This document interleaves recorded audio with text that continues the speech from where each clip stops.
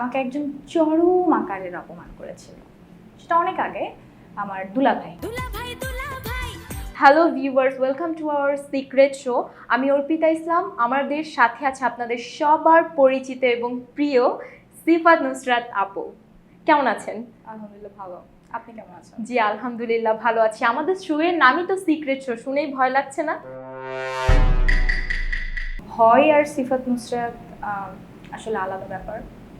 কিছু তো ভয় পায় না। আচ্ছা দেখা যাক তাহলে। আচ্ছা, আপনার আজকের এই সাফল্যের পিছনে সবচাইতে বড় সিক্রেট কি, যা এখনো কেউ আমরা জানি না? কেউ জানে না এরকম কিছু একটু আছে, কিন্তু আমি যদি বলতে চাই যে আমার লাইফে একটা লাকি চার্ম আছে, যার জন্য আজকে আমি এখানে দাঁড়িয়ে আছি, সেটা হচ্ছে আমার হাজব্যান্ড কাজী জাফর রহমান। সেও কি মিডিয়াতে? না, আচ্ছা, তার প্রফেশন আলাদা, আমার প্রফেশন আলাদা। ওকে ওকে। বাট সে আমাকে অনেক বুঝে, সাপোর্ট করে। অনেক সাপোর্ট করে। অনেক আচ্ছা। সাপোর্ট না করলে আমি আজকে এই বয়সে, আই এম জাস্ট 25, তো এই বয়সে আমি একজন লেখিকা হিসেবে, তাও কমার্শিয়াল আপনি থ্রিলার। লেখালেখি করেন? হ্যাঁ করি বলতে রিসেন্টলি শুরু করেছে। আচ্ছা আচ্ছা, কোনো কিছু লেখা হয়েছে এই পর্যন্ত? হ্যাঁ, এবার আমার বই এসেছে রুহি দিলরুবা কোথায়, এবং সেটা টিজার রিলিজ হয়েছে, সবাই অনেক পছন্দও করেছে। বাহ, বইমেলায় পাওয়া যাবে? বইমেলায় পাওয়া যাচ্ছে, town প্রকাশনীতে, Nayana press stall, Suhrawardy উদ্যানে। সেখানে কখন গেলে আমরা দর্শকরা আপনাকে পাবো? 5টা থেকে 7টার মধ্যে। আর একটা ব্যাপার যেটা হচ্ছে আমাকে খুব বেশি অনুপ্রাণিত করেছিল যে আমার লাইফে কিছু করতেই হবে, আমাকে একজন চরম আকারের অপমান করেছিল। সেটা অনেক আগে, আমার দুলাভাই।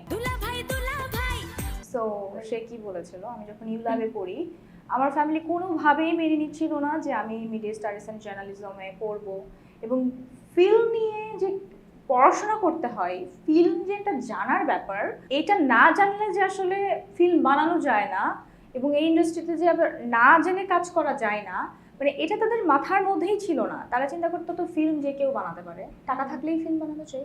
বাট নো, আমি বলবো সেটাকে বলে ইনভেস্ট, নট প্রডিউস। তুমি যদি করতে চাও তাহলে তোমাকে পড়াশোনা করে আসতে হবে। প্রডিউসার আর ইনভেস্টরের মধ্যে পার্থক্য কি, এটাও একটা পড়ার ব্যাপার। সো আমি কি শিখছি, আমার প্রত্যেক সেমিস্টারে আমার ফ্যামিলিকে বোঝাতে হতো যে হ্যাঁ, এখানে সেমিস্টার ফি দিতে হবে, এবং এখানে টাকা দিয়েই পড়াশোনা করতে হবে। কিন্তু প্রাইভেট ভার্সিটিতে সবসময় তো এরকম বেশি টাকা দিয়েই আমরা পড়াশোনা করি। Obviously, সেটা আর কি জানতো না? আমি হ্যাঁ জানতো। আমি যখন